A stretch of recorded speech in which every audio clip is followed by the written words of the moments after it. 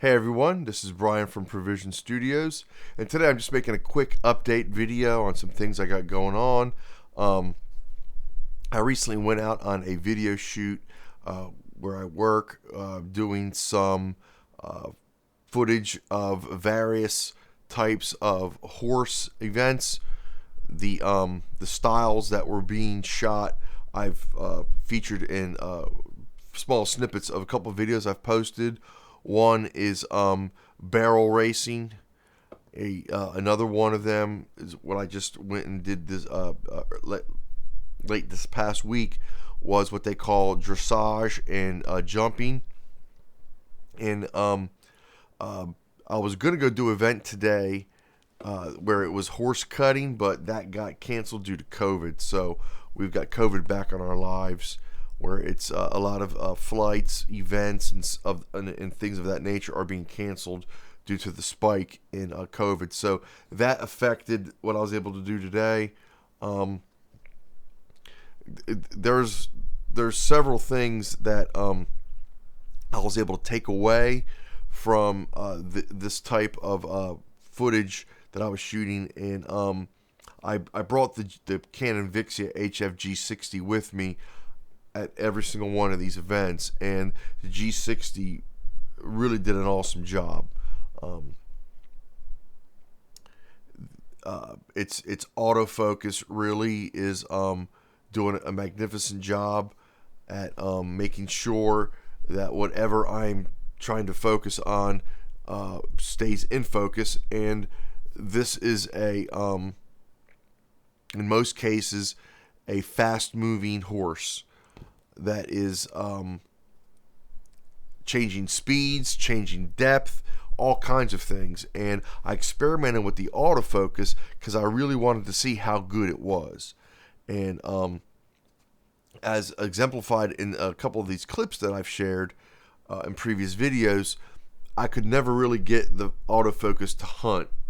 Whereas on the G50 that I have made several videos with, I would randomly get hunting focus, with no real rhyme or reason. So I was really impressed that the G60 was able to capture some of this footage, and the focus was spot on. So that was a major plus for me, and one of the main reasons why I wanted to get the G60 over the G50, the dual pixel autofocus. The 1-inch sensor on this camera really did add a lot to the video quality, and not just in low light, where I shot in a couple arenas, and we were dealing with like arena lighting, but that's not really daylight. So we were definitely looking at some footage that would have been, I think, too dark for the G50's half-inch sensor to really get a good quality picture. I recently did a video on comparing the low light performance of the G60 against the G50 and against the Sony FDR AX53. So we can look at that, and we can see how that I was able to get this footage at the barrel racing arena and still have great quality. Another thing that 1-inch sensor gives me is real good depth of field. So no matter what I did with the G60, and I'm not saying the G60, no matter what I did with the G50, and I'm not saying the G50 is a bad camera, but that half-inch sensor does limit you with your depth of field. So sort of everything is in focus. With the G60, and I can even see it right here in the studio with my background, I can see how well focused and sharp I am, but my background, which is only a couple feet behind me, begins to see some of that blur or that bokeh. So that's not necessarily what I'm doing here in the studio, but I can notice it when I look at my footage off of the camera. So when I went out in the field and shot some of these horse shots, I could definitely notice it as I was focusing on the horse, and all the backgrounds were, I could see this natural blur coming in that I otherwise wasn't getting with other cameras I've owned. So that's another big bonus that the 1-inch sensor on the G60 gives you that I don't think I've ever really talked about or really experienced to talk about. So I noticed it here recently. I just wanted to share that with you guys.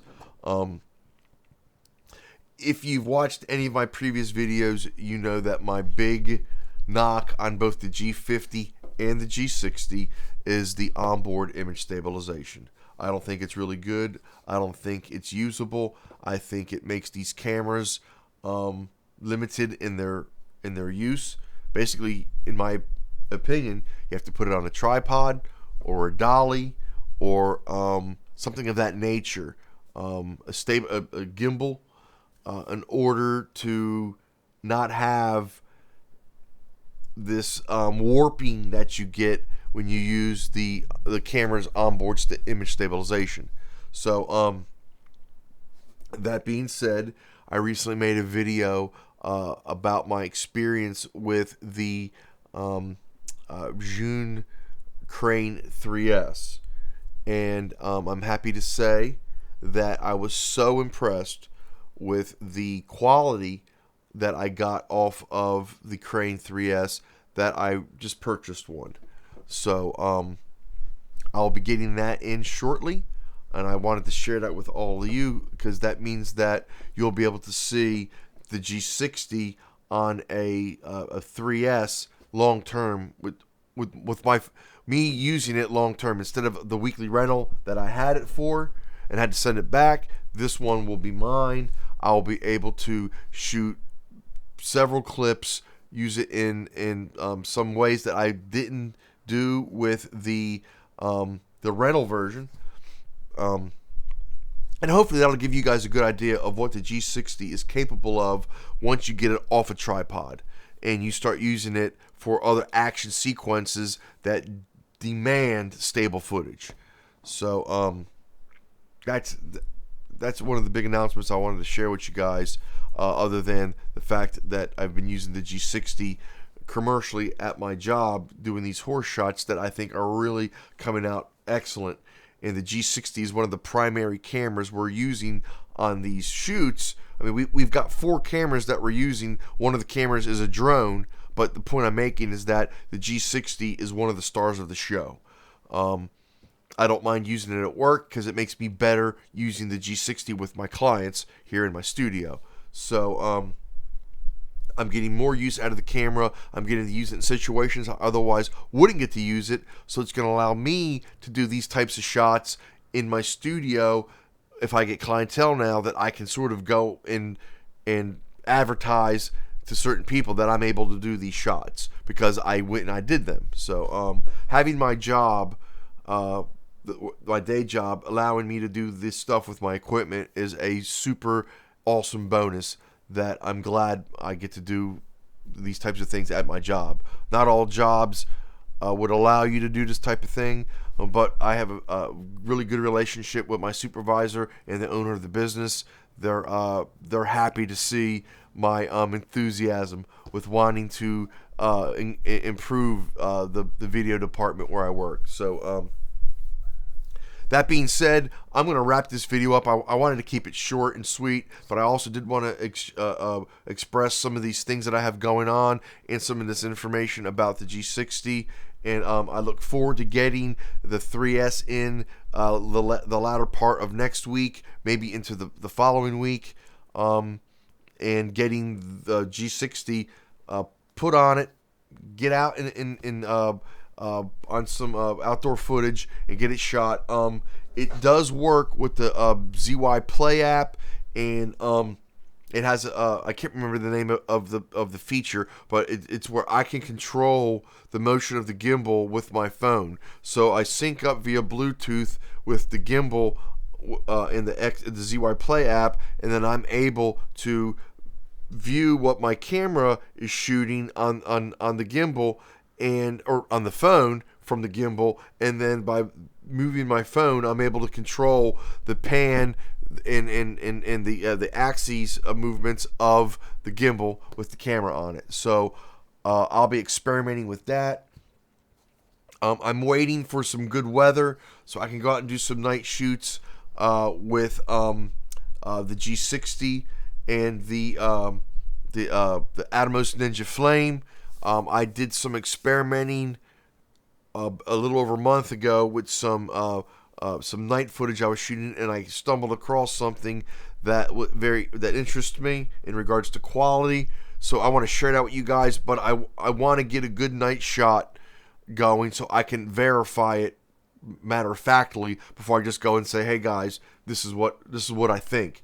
I want to share with you what I know from my experience. So I stumbled upon it. I want to do it a couple times so I can make sure that it wasn't just something I thought it was. It's actually something that I was able to repeat. So that's going to do it for this video. If you guys have any questions about anything I discussed here today, or anything for that matter that I do here in my studio, please feel free to leave it in the comment section below. I'll answer it as soon as I can, or you're always welcome to email me at bbuck822@gmail.com, and I'll get back to you as soon as I can.